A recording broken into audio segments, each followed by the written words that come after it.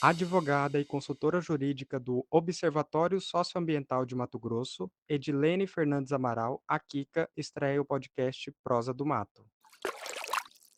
E no prosa de hoje a gente recebe ela, Edilene Amaral, a Kika do Observatório Socioambiental de Mato Grosso, o Observa MT. Mas, antes disso, vou agradecer a sua presença e pedir para você falar para a gente uma coisa que é uma dúvida entre todas as pessoas presentes. Kika ou Edilene? E por que de Kika? Boa pergunta. Eu nasci e ganhei e perdi o nome na mesma data, né? Porque eu fui batizada como Edilene, mas para minha família sempre foi Kika. Então, mesmo a adolescência, eu estranhava quando alguém da escola me chamava de Edilene. Então, sempre foi Kika. E depois da faculdade de Direito começou a ter um pouco de desconforto de eu pensar, nossa, Kika não passa credibilidade, né? Eu ficava muito nessa e aí eu tentei uma época até forçar um pouco a questão, porque mesmo na faculdade só os professores chamavam de Edilene, todos os colegas de Kika. E aí eu tentei forçar um pouquinho o Kika, mas não, o Edilene, mas não rolou. Aí Kika, eu me sinto mais confortável com Kika e segundo alguns amigos, eu costumo me apresentar como Edilene quando eu estou mais séria. Então, quando o assunto é mais sério, eu viro Edilene. Mas, no geral, eu sou Kika mesmo. Ah, então vamos seguir no Kika hoje. Vamos, por favor. Agora, passada a apresentação, eu queria entender um pouquinho mais, porque você se formou em Direito, hoje você é advogada. Como exatamente você foi parar no segmento socioambiental? Quando foi esse contato? É uma boa história. Eu nasci no Jardim Leblon, bairro periférico, caçula de 10 irmãos. E, mas o movimento de bairro na minha região era muito forte. A minha irmã sempre muito ligada à igreja e aos movimentos sociais de saúde. Então eu cresci no meio de movimentos sociais, com Égina, com Passos, vi nascer diversos movimentos sociais. E depois casei, tive filho, não necessariamente nessa mesma ordem, e só fui entrar na faculdade de Direito com 29 anos. Então, quando eu entrei, e entrei na Unic, pelo programa do ProUni, então foi o que me possibilitou fazer faculdade, senão não teria conseguido ir. E nessa fase, quando eu começo a estudar na Faculdade de Direito da Unic, ela preparava muito advogados, né? E eu olhava o processo civil, o processo penal, e falava, gente, não me enquadro nisso, eu não conseguia me ver advogando. E eu confesso que eu tinha um pouquinho de ranço do ambientalismo, assim, porque eu tinha um preconceito, né, de que, não, você vai defender a natureza enquanto as pessoas estão por aí passando fome, enquanto as crianças precisam de proteção. Eu tinha esse preconceito, sim. Mas, enfim, no terceiro semestre da Faculdade de Direito, eu vi um edital do ICV convocando para estagiários a partir do terceiro semestre, preferencialmente da UFMT. Aquele preferencialmente foi uma provocação para quem gosta de briga. Eu mandei o meu currículo. E na época eu fui selecionada pelo João Andrade. E aí eu vim, por que eu não poderia vir, né? Então eu já tinha trabalhado na Câmara Municipal, já vinha de uma série de movimentos. E foi assim que eu vim parar dentro do ICV, com esse recorte. Me apaixonei pelo direito ambiental de cara e de todo esse estigma a gente vê que, na verdade, a gente luta pela vida, né? E a vida na sua mais plenitude. Então, acho que agregou a minha trajetória e com o conhecimento técnico fui crescendo. E o ICB me abriu muitas portas, me deu grandes possibilidades. Eu me formei, eu ainda estava aqui, então eu entrei como estágio, virei analista, daqui eu segui para o Ministério Público, enfim, mas foi uma grande bagagem poder passar por aqui. Acho que foi assim que eu parei no movimento social ambientalista. Ah, que bonito saber que você compôs essa história de 33 anos do ICV. É Sim, bom. A gente ir encontrando pessoas que ao longo do caminho se conectaram e ajudaram a impulsionar esse movimento de alguma forma. Mas você tocou em um ponto que eu acho que é bastante importante, do estigma que algumas pessoas têm quando a gente fala de movimento socioambiental. Como que você acha que a gente pode trabalhar para diminuir de alguma forma esse preconceito que as pessoas têm em relação a esse segmento? Eu acho que, assim, para quem está nos centros urbanos, né, no dia a dia, lidando ali no imediatismo da fome, das necessidades, de fato dá parece distante quando você fala da floresta amazônica. Parece distante quando você fala de peixes morrendo no Rio Telespires por conta de hidrelétricas, né? Então, mas eu acho que com educação, com conscientização, acho que o meio de comunicação, de mídias sociais, tem ajudado muito nisso, né? E fazendo com que chegue até elas, assim, eu acho que não dá mais para negar que a pauta ambiental diz respeito a todos nós, né? Daí o Rio Grande do Sul, tá aqui em Mato Grosso os pescadores passando fome com o peixe na porta de casa sem poder pescar. Então a gente tem que entender, fazer com que a população entenda que afeta o seu dia a dia, né? No Ministério Público, falando ainda dos meus preconceitos, logo que eu entrei, você via assim, os promotores de justiça, quando estão no interior, eles pegam tudo. Então, é o mesmo promotor que cuida da infância, do crime, da área ambiental. E a demanda que chega para ele todo dia da mazela social, né, é grande. E aonde ele tem TACs, que termos de ajustamento de conduta, né, por danos, e entra recurso, é no meio ambiente. E aí, por muitas vezes, esses recursos do meio ambiente não era destinado à proteção ambiental, que diz a lei. Ele acabava destinando, sei lá, para a delegacia, para a reforma da escola, para o que não podia ser, porque era contrário à lei. Então, hoje já tem até regulamentação por isso. Mas no início, eu sentia assim, nossa, mas como ele faz isso, né? Eu sentia ranço. Mas quando eu tive o contato real com o promotor que está ali, com aquela pressão social, né, da mazela, você entende que ele não tinha outra saída muitas vezes, né? Porque o problema social é grande. Então, acho que a gente precisa fazer educação ambiental, conscientizar as pessoas e é esse o caminho. Você tocou em um outro ponto bastante importante para a gente. Nós da comunicação, pelo menos, temos eu enxergo como que um quase desafio. Porque quando a gente está diante de uma situação de desastre ou de emergência, existe muita concentração de atenção em torno daquilo, né? Sim. Foi assim ao longo da pandemia, felizmente, era uma situação bastante necessária. A gente tem muita atenção voltada agora também para o Rio Grande do Sul, mas eu acho que a gente trabalha o tempo todo nessa dificuldade de não só ter uma atenção de reação, mas uma atenção anterior. Como é que é isso para você? Como que isso aparece no seu trabalho? Isso é diário, né? A gente tentar não trabalhar só com as pautas reativas, né?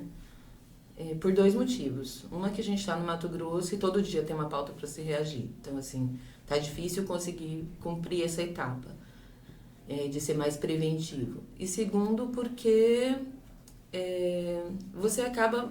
A matéria morna, né? Você não tem mais espaço para publicação que não seja na sua própria rede social. A mídia aberta só compra a pauta quente, né? Agora, por exemplo, falar de cristalino é algo que a gente consegue pautar e trazer, e aí utilizar o cristalino para falar sobre o impacto, né, da perda de biodiversidade. Mas quando passa essa questão, você já não consegue mais tantos espaços para você trazer a conscientização dentro dos meios sociais, assim, de comunicações formais, né? É difícil. É desafiador. E você já tocou em espaços que a gente vai trabalhar aqui, mas eu acredito que a gente tem que voltar um pouquinho antes. Você é a representante do Observatório Socioambiental de Mato Grosso, o Observa-MT. A gente sabe o que é, mas eu tenho a impressão que quem nos acompanha pode ter ainda alguma dúvida, até mesmo do que é um observatório. Você consegue dizer para a gente quais são os trabalhos desenvolvidos em um observatório e quais são, mais especificamente, as rotinas do Observa-MT? Tá, então vamos lá. O Observatório Socioambiental de Mato Grosso, ele é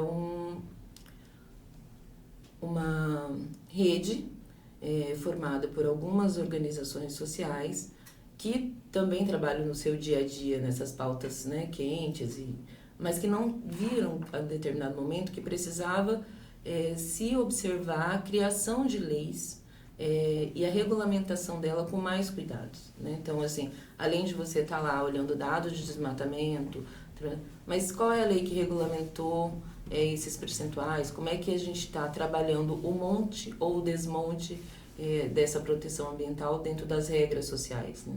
Nossa vida é baseada em regra, então o direito está em todos os nossos espaços. E aí, começa-se em 2021, nasce o Observatório.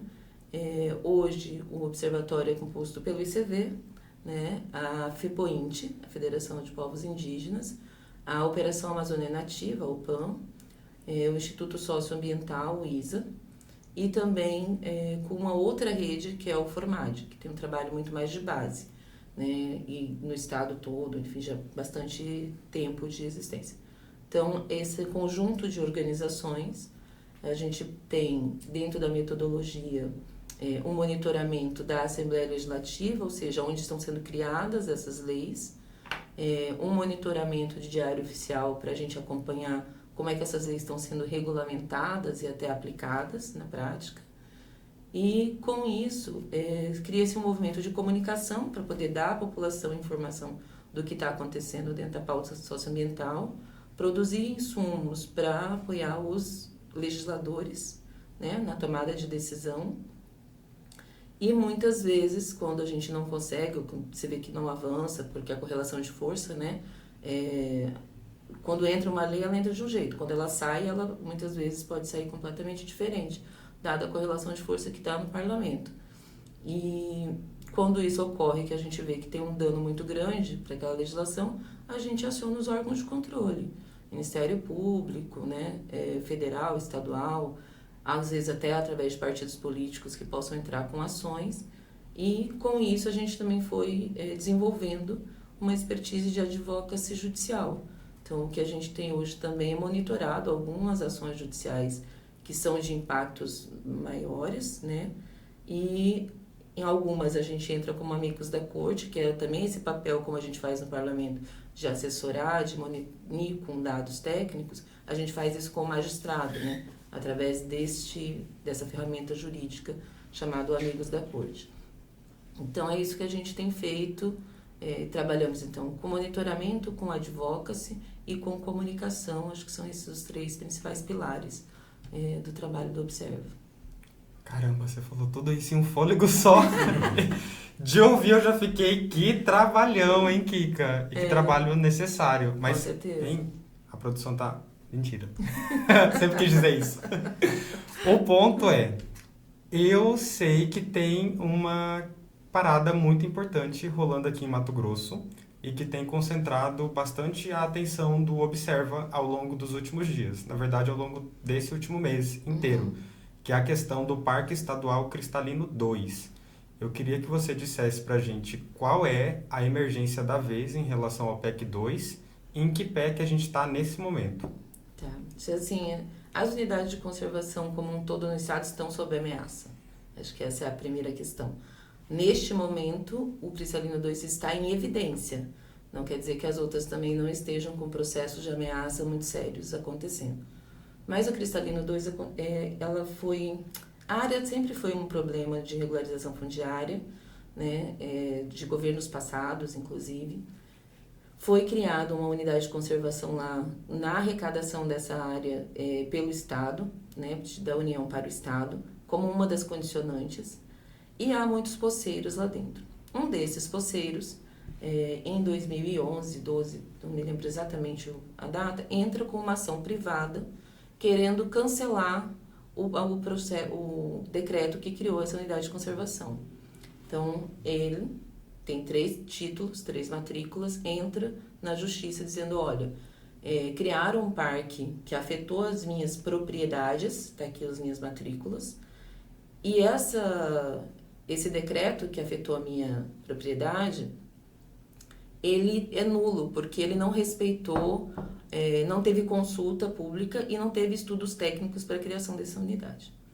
Então, nasce aí esse processo. Então, o Estado ele é intimado, a PGE, que é a Advocacia do Estado, vem aos autos e faz uma belíssima defesa, inicialmente, trazendo desde a prescrição, que o cara não teria mais direito, como também já colocava que os títulos eram falsos, falava sobre a questão da Terra da União, trazia todos os dados de estudo técnicos, que houveram sim, muito bem feitos, inclusive,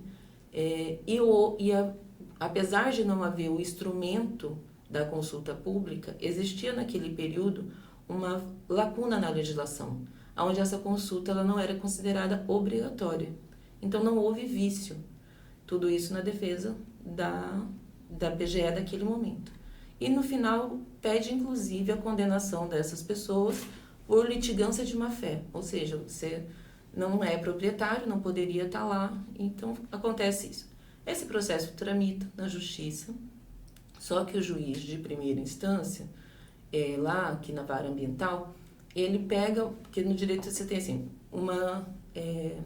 uma questão que é antes do mérito, então que prejudica o mérito. Uma das coisas é a prescrição. E a PGE naquele momento tinha mencionado sobre a prescrição desse. Então ele caminha só sobre a prescrição e não se discute se o título é válido, não se discute se o decreto tem, não chegou a discutir isso nessa parte processual. Aí o cara perdeu, o Tribunal de Justiça manteve o perdimento, ele foi até o STJ e o STJ disse não tem prescrição, ele tem, assim, pelo tempo, uma pessoa normal de direito poderia requerer sim, então volta para discutir o mérito. E volta o processo para o Estado de Mato Grosso. E quando ele chega aqui, a gente tem vários fatores. Um deles, o Tribunal de Justiça está mudando do processo físico para o eletrônico. E com isso, se perdeu algumas comunicações, por exemplo, o Ministério Público parou de ser intimado para poder manifestar nos autos. A SEMA e a PGE foram intimadas, mas também a gente estava num momento político diferente, de um governo que claramente não quer unidade de conservação, é contrário. Então a PGE para de apresentar qualquer outra coisa. A PGE, que até então era muito ativa, de repente some do processo.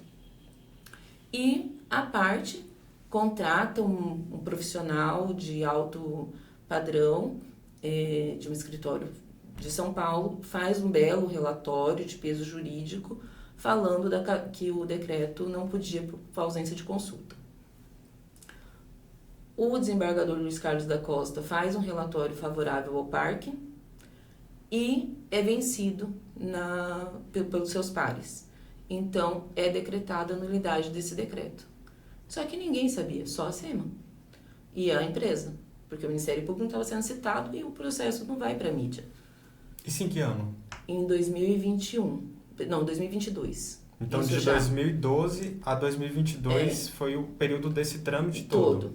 Em 2022, então, tem essa decisão e o Estado simplesmente fica quietinho e não recorre, deixa passar o prazo.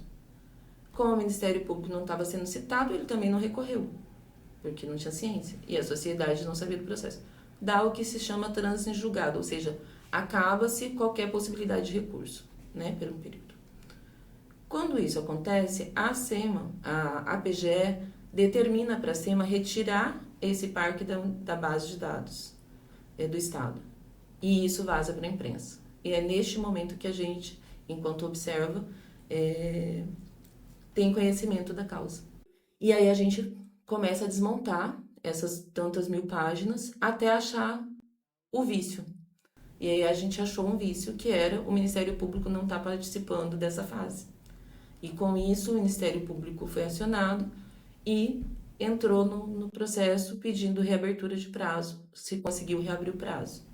Aí o parque volta para a base, não chegou a sair da base de dados, então volta. Mas essa comunicação, essa iminência de que o parque poderia não existir, gerou incêndios que o parque nunca tinha tido.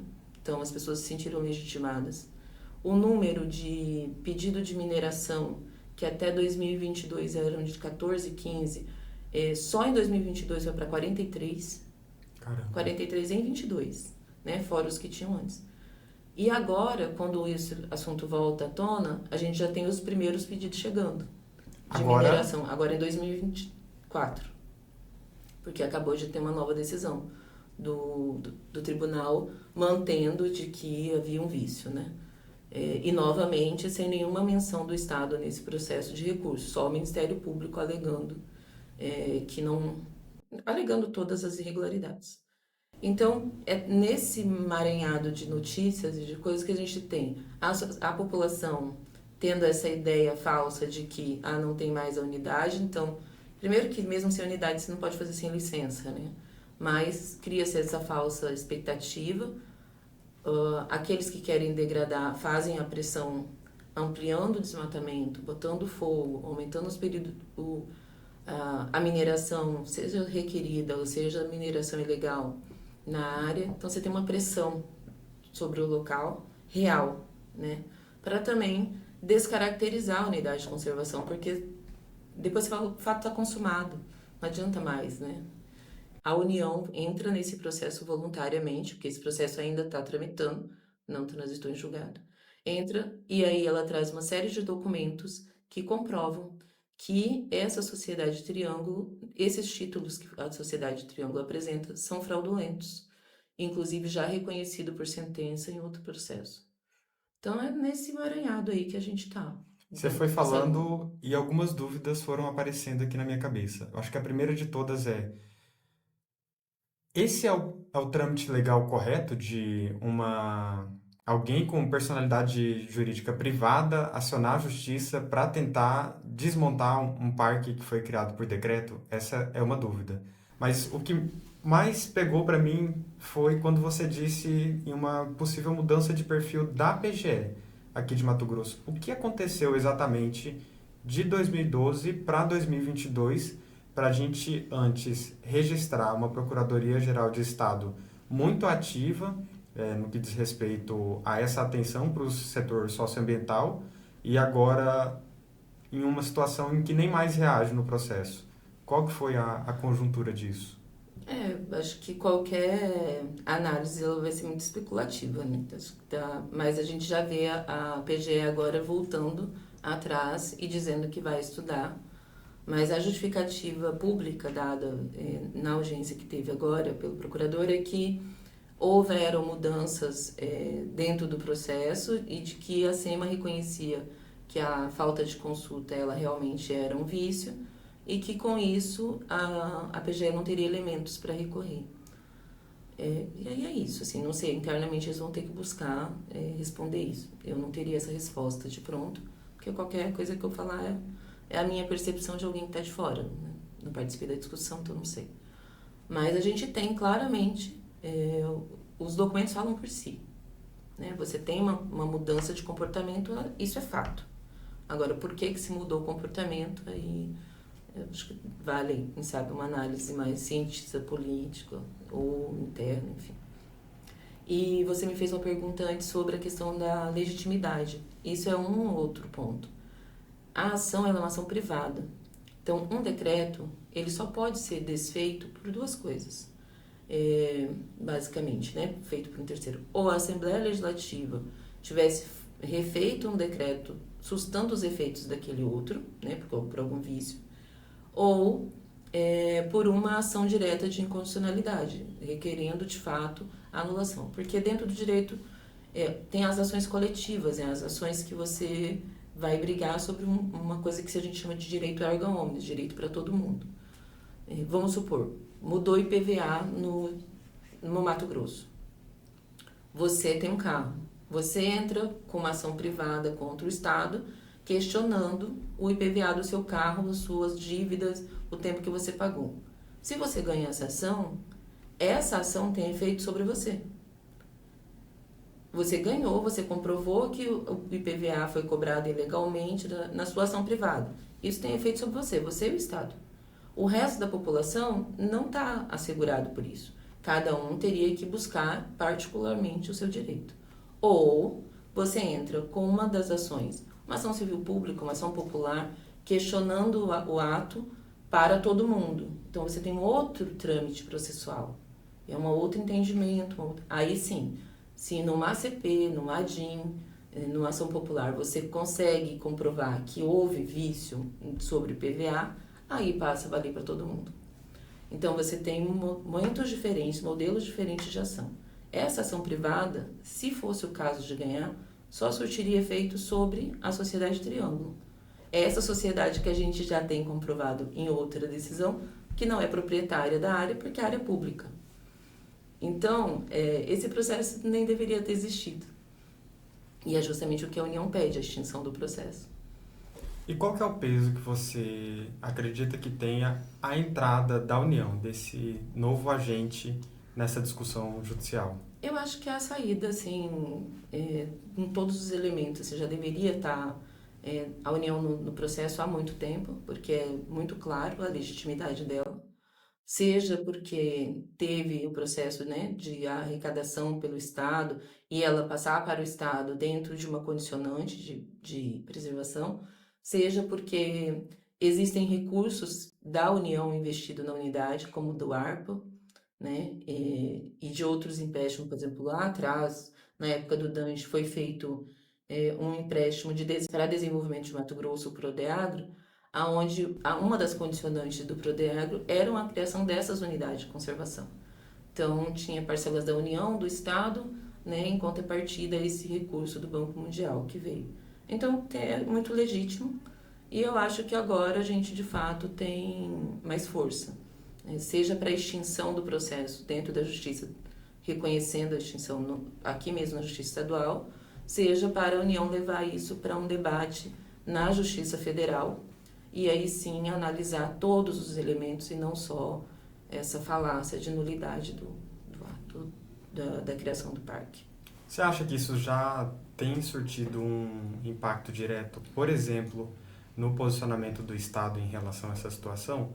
E eu pergunto isso imaginando dois cenários que eu vejo que me parecem bastante opostos. Uhum. Há algumas semanas a gente teve um representante do Estado, se não o representante do Estado, o governador Mauro Mendes, citando para a imprensa, inclusive, a possibilidade da criação de uma vaquinha para o pagamento das pessoas que perderiam suas terras, para algum tipo de bonificação nesse sentido, caso o parque fosse mantido. E agora a gente já vê um cenário que me parece diferente, que é de vamos conversar, vamos analisar.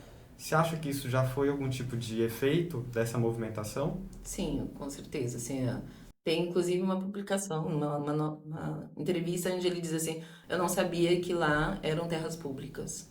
Né? Então, ele continua mantendo esse discurso de que não vou comprar a área para parques, para unidade de conservação, porque, como eu disse, esse não é um caso isolado de ataque à unidade de conservação, né? Se ele abrisse brecha de mudar o discurso totalmente, ele vai abrir sobre outras unidades. Agora, ele reconhecer publicamente que, olha, eu falei, mas eu não sabia que lá eram terras públicas, né? Você vê o tamanho da dimensão de assessoramento. Não vou nem dizer de conhecimento, porque o governador tem muitas coisas, mas a falta de assessoramento dentro desse processo. O próprio procurador-geral do Estado, que esteve na audiência pública, era visível que ele não tinha elementos muito claros sobre o trâmite processual. Né? Então, eu acho que agora a gente, de fato, tem uma mudança de comportamento do Estado e da PGE, buscando, inclusive, levar para essa tal junta de conciliação que o Tribunal de Justiça criou agora recentemente. E para nós, assim, o grande risco, o medo, é que essa tal conciliações de direitos inconciliáveis, né, como direito à preservação ambiental, a gente parta para uma ideia de que, então vamos convalidar o ato, considerando que ele seja inválido, e queira recriar e talvez até reduzir o tamanho dessa unidade de conservação. Então, isso é um risco que a gente tem, que a gente está monitorando. E aí a participação da União, eu acho que vai ser o peso da balança em que pode assegurar que essa conciliação não seja tão danosa. Vamos torcer por isso. Eu acho que a nossa conversa tá muito boa. E quando a conversa é boa, falta o quê? Cafezinho. Bom. Opa, eu também quero. Será que a gente consegue um cafezinho? Eu queria um pouquinho. Esse café tá bom, né? Uma delícia! Enquanto a produção pega o café pra gente, o café é o café com gens. O café com gens, ele é um café puro, produzido na Bacia Orgânica Mato Grossense, da Associação Comunitária Rural Sol Nascente. E para fazer a prova, no ao vivo, você tem um pouquinho aí também, Kika? Tem, ainda tem. Ah, então olha, o cheiro já é aquela coisa, né? Não, é muito bom. Eu tô gostando E muito. café, eu queria que as pessoas pudessem ter a possibilidade de sentir o aroma Posso? pelo vídeo, mas não tem. Vamos lá. Ah, é muito bom mesmo. Olha só, acho que eu quero levar um desse. E é nesse gás que a gente já vai continuar a nossa entrevista aqui.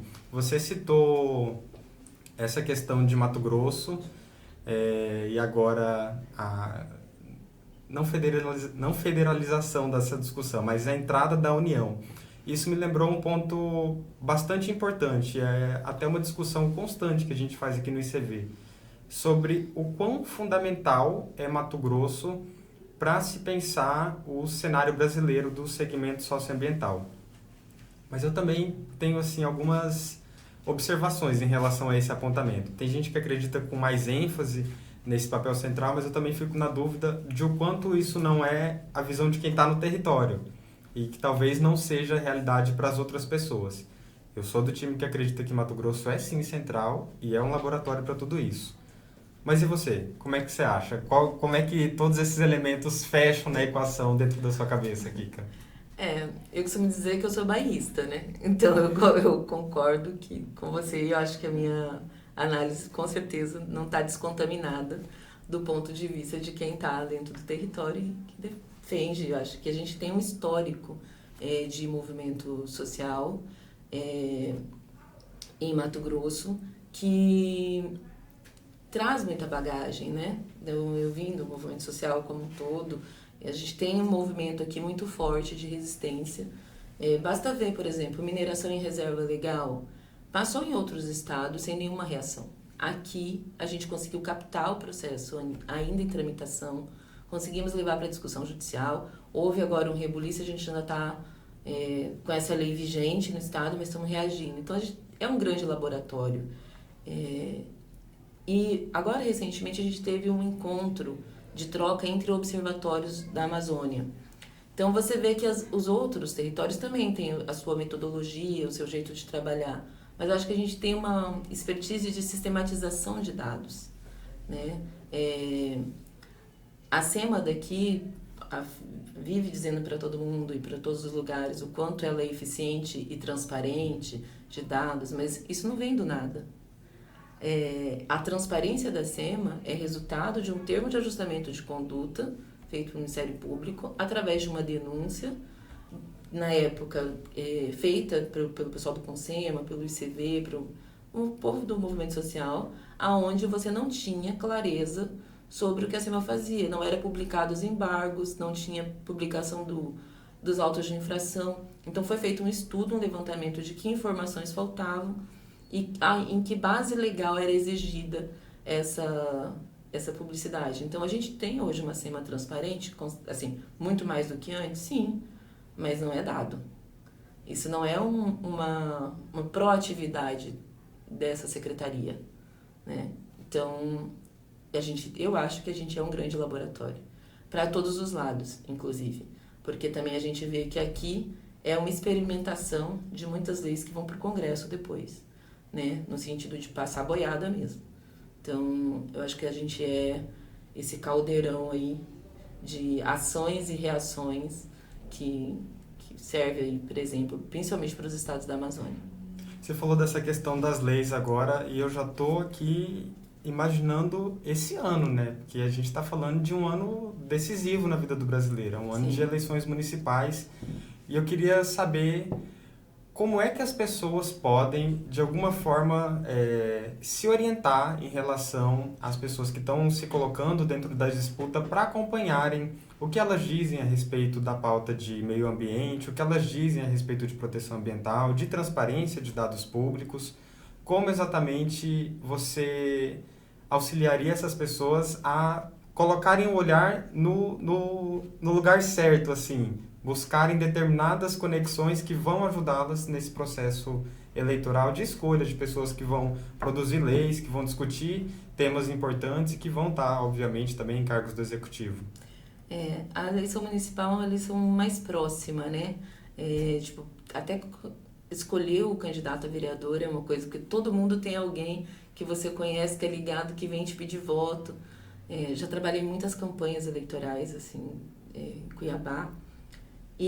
Mas acho que mais vale a pena a gente olhar não só para o fervor ali do pedido de voto, e aí falando do executivo, do que está no plano de governo, nos compromissos, porque óbvio, né, isso é importante se olhar, qual é a direção desse candidato, mas principalmente olhar qual é a base de apoio para essa candidatura. Porque a Assembleia Legislativa inteira, por exemplo, está envolvida nas eleições municipais de todo o estado de Mato Grosso, cada um com as suas bases. De que base eleitoral vem esse candidato? Porque aí sim você vai saber quais são as pautas prioritárias que ele vai ter como defesa, né? E para quem ele vai estar daqui a 2 anos, porque não tem como no mundo eleitoral você entra numa eleição já pensando nas projeções das outras, quem ele vai estar apoiando daqui a 2 anos? Qual é o senador? Qual é o deputado federal, estadual, o governo? Que esse candidato vai estar ligado. Então, acho que essa é uma dica que vale para a gente como prevenção. Acho que a eleição municipal ela precisa olhar, sim, o seu candidato para a gestão local, mas não podemos perder de vista de que essa eleição local tem grande impacto nessa gestão maior das outras eleições. Então, mais do que olhar se o cara vai cuidar da saúde da rua, é saber se ele vai estar preocupado com as zonas de preservação ambiental daquele lugar, se ele vai priorizar esgoto, saneamento, né, básico, e quem ele está apoiando, e por quem ele está sendo apoiado, né, e financiado. Acho que isso são informações que valem a pena a gente prestar atenção. Olhar o chão de onde os discursos nascem, né, Kika? Exato. E eu, já querendo vender o peixe do Observa aqui, eu tenho certeza que também publiciza tudo isso, né? Acompanha esse processo de alguma forma. Em quais redes que o Observa tá, pra gente já seguir e acompanhar? Que ótimo, então. O Observa, a gente temos um site, né, observamt.com.br. Estamos no Instagram, @observamt, no Twitter e também nas plataformas do YouTube. Né? Ainda não com uma produção como a de vocês, mas a gente chega lá. E nós ainda não lançamos ainda uma campanha muito direcionada ainda a prefeituras, as candidaturas, porque a gente ainda não tem os candidatos, mas aos moldes do que a gente fez para a eleição estadual, que era o Observe Seu Voto, né, trazendo para o eleitor uma possibilidade de olhar para quem você está votando, que pauta essas pessoas defendem. Acho que a gente replica, né, parte dessa campanha pensando nos grandes eleitorados de Mato Grosso municipais, para a gente poder também ir trançando e montando esse xadrez aí. É um desafio, mas é um desafio muito válido, né? Sem dúvida. Kika, eu queria te agradecer por ter ficado com a gente esses minutos aqui. Obrigada, eu que agradeço. E agradecer também as pessoas que estão nos acompanhando daí. E não percam o próximo episódio, que vem coisa muito especial por aí. É muito bom estar aqui, muito obrigada. Então vamos ficar com um cafezinho agora. Vamos.